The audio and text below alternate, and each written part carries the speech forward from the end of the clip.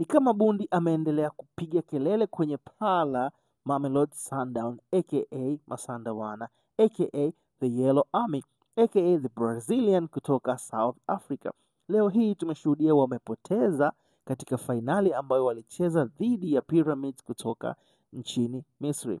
Mamelodi Sundowns walipewa nafasi kubwa sana ya kuchukua kombe hili, na ukizingatia kwamba ndio timu yenye uzoefu na wachezaji ambao wameweza kucheza michuano hii kwa kipindi kirefu dhidi ya Pyramids ambao wachezaji wao wengi pia ni waandamizi wamecheza michuano hii, lakini wakiwa katika club tofauti.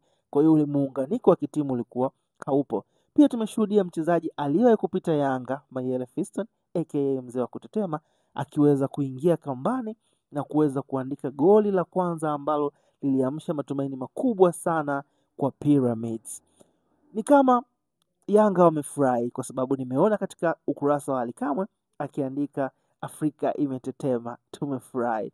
Na hii imeweza kuamsha hisia nyingi pia kutoka kwa wanayanga wengi ambao wameendelea kucomment wakisema kwamba siku mpaka Mamelodi waseme lile la riziki ni goli ama sio goli. Lakini kuna funzo tunajifunza kwa sababu Pyramids hii ni fainali yao ya kwanza, lakini uwekezaji waliouweka kwenye klabu yao, wachezaji walionunua, nguvu walioiweka katika kuhakikisha kwamba wanafika mbali kwenye michuano hii leo imelipa. Na katika kabati la timu ya Pyramids kwa mara ya kwanza wamekosa kombe la kuwa washindi katika ligi ya Misri, lakini wameweza kurudi na kombe la Afrika kwenye kabati lao. Hii inaashiria kwamba ukiwekeza kwenye mpira inalipa. Lakini ni funzo pia kwa sababu mchezaji ambaye ameweza kuwa na goli 8 katika mashindano ya ligi ya Misri na ameweza kuwa na goli 6 kwenye mashindano ya klabu bingwa Afrika, na pia aliwahi kuwa